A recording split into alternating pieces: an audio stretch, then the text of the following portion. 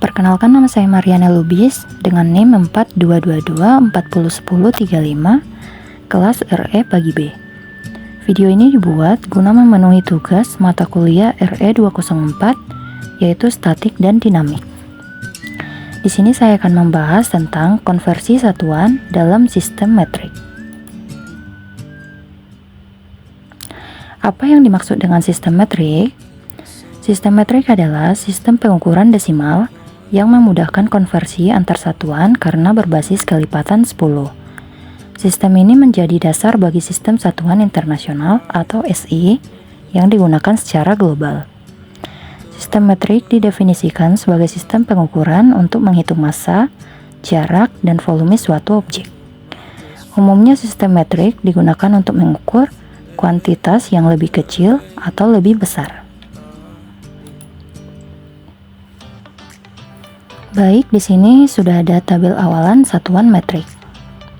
Dimulai dari tera sampai dengan atto. Simbolnya boleh kita lihat di bagian sini. Tera itu simbolnya T, giga G, mega M, dan seterusnya. Perlu kita perhatikan simbol dari tera sampai dengan mega itu huruf besar, sedangkan kilo dan sampai dengan atto itu simbolnya huruf kecil. Mikro sendiri itu simbolnya seperti huruf U dalam bahasa Latin. Bagaimana dengan faktor perkaliannya? Faktor perkalian dari tera itu 10 pangkat 12 setara dengan 1 triliun, giga itu 10 pangkat 9 setara dengan 1 miliar, mega 10 pangkat 6 setara dengan 1 juta, kilo 10 pangkat 3 setara dengan 1000, hekto 10 pangkat 2 setara dengan 100, deka 10 pangkat 1 setara dengan 10. Di sini perlu kita perhatikan dari desi sampai dengan atto itu faktor perkaliannya itu pangkatnya min. Ketika pangkatnya min akan otomatis menghasilkan bilangan desimal.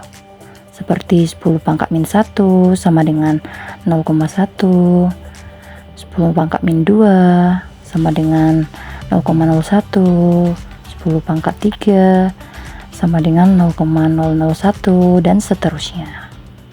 Selanjutnya kita akan langsung masuk ke soal.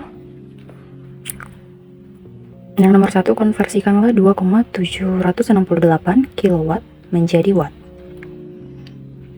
Sebelum kita masuk ke dalam pembahasan, kita perlu tahu yang kita konversikan itu faktor perkaliannya itu berapa. Di situ yang mau kita konversikan itu kilowatt menjadi watt. Jadi kita harus mencari dulu faktor perkalian dari kilowatt ini berapa. Kita lihat dulu faktor perkalian dari kilo, yaitu 10 pangkat min 10 pangkat 3. Maka pembahasannya 2,768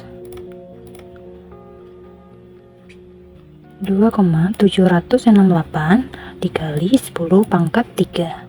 Maka jawabannya 2768 watt, yaitu jawabannya E. Yang nomor 2, berapa ohm kah terdapat dalam 0,45 mega ohm? Sama seperti soal nomor 1, kita lihat dulu yang mau kita konversikan itu apa. Ini kan dalam 0, mega ohm. Berarti kita lihat dulu faktor perkalian dari mega itu berapa. Faktor perkalian dari mega itu sama dengan 10 pangkat 6. Maka kita bisa menjawab 0,45 dikali 10 pangkat 6 ohm. Maka jawabannya 450.000 ohm. Jawabannya adalah D. Baik, masuk dalam soal berikutnya, yaitu carilah banyak kilowatt dalam 49.378 watt. Ini mengonversi dari watt ke kilowatt. Otomatis dia naik, maka kita harus membaginya.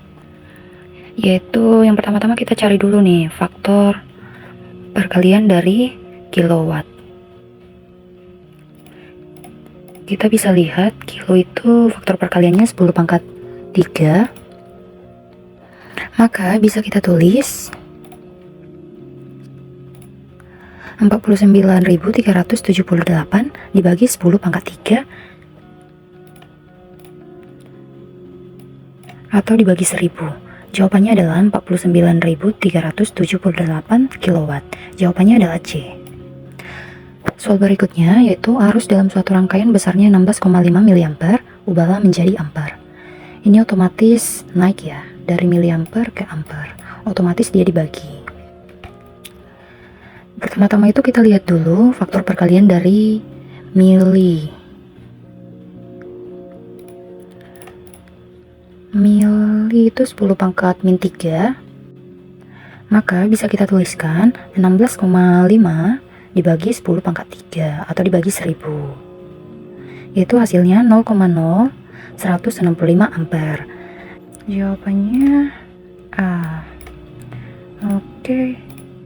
Masuk dalam soal selanjutnya. Konversikanlah 6,68 mikrocoulomb menjadi coulomb. Ini naik ya. Jadi otomatis dia dibagi. Kita lihat dulu nih. Faktor perkalian dari mikro itu berapa sih? Kita balik lagi ke sini. Mikro itu 10 pangkat min 6. Maka kita bisa menulis 1,68 dibagi 10 pangkat 6. Jadi hasilnya itu 0,00000168 coulomb. Jawabannya adalah A. Soal selanjutnya itu ubahlah 724 miliwatt menjadi watt. Mili itu tadi berdasarkan yang kita lihat tadi, mili itu 10 pangkat 3. 10 pangkat min 3.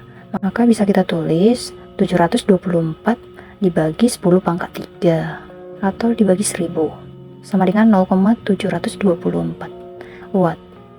Jawabannya adalah D. Bagaimana jika soalnya demikian? Di sini kita akan mencoba menggunakan sebuah rumus. Rumus yang pertama itu 10 pangkat N dikali 10 pangkat M sama dengan 10 pangkat N plus M.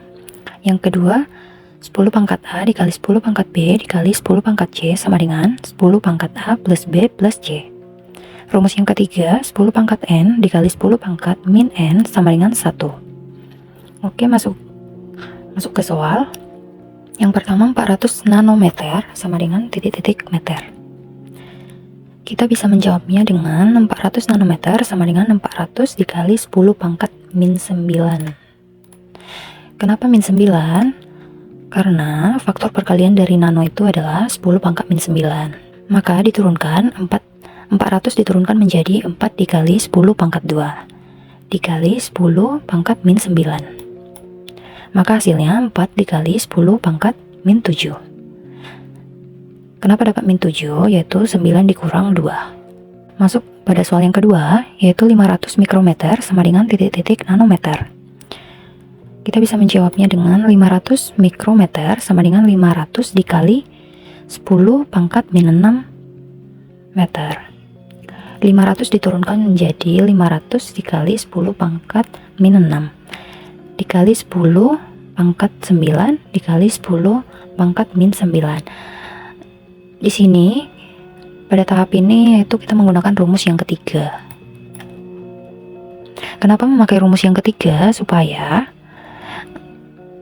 satuan yang di atas ini tidak berubah.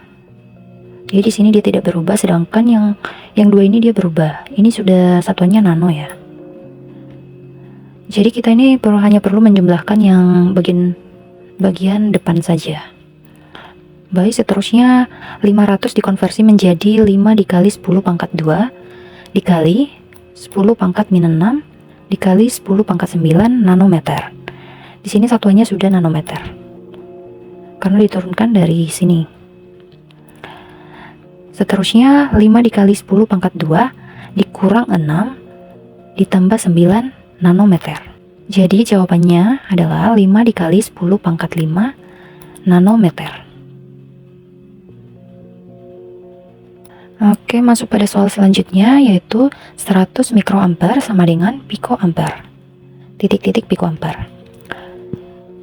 Kita bisa menjawabnya dengan 100 mikroampere sama dengan 100 dikali 10 pangkat 6. Seperti halnya tadi yang saya bilang, bahwasanya faktor perkalian dari mikro itu 10 pangkat min 6. diturunkan menjadi 100 dikali 10 pangkat min 6 dikali 10 pangkat 12 dikali 10 pangkat min 12. Kenapa pangkat 12? Yaitu faktor perkalian dari piko ampere, dari piko. Di sini satuannya udah piko ya. Untuk yang ini kita menggunakan rumus yang ketiga. Ini diturunkan menjadi piko ampere.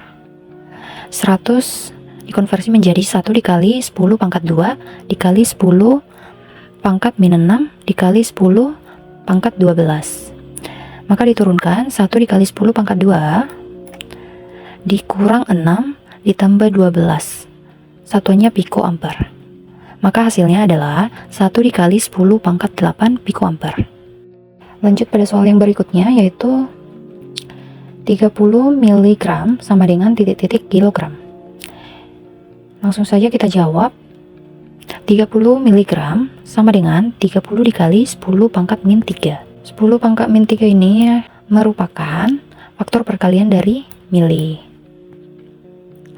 Supaya gramnya tidak berubah, satuan yang di atas ini tidak berubah, maka kita menggunakan rumus yang ketiga. Diturunkan menjadi 30 dikali 10 pangkat min 3 dikali 10 pangkat min 3 dikali 10 pangkat min 3. Di sini satuannya sudah berubah menjadi kilo untuk bagian yang ini. Maka bisa kita turunkan menjadi 3 dikali 10 pangkat 1 dikali 10 pangkat min 3 dikali 10 pangkat min 3 kilogram sama dengan 3 dikali 10 pangkat 1. Yang ini dikonversi ya, dikurang 3 dikurang 3, satuannya kilogram. Maka hasilnya 1 dikali 10 pangkat min 5 kilogram. Baik, itu saja yang bisa saya jelaskan. Terima kasih. Selamat malam.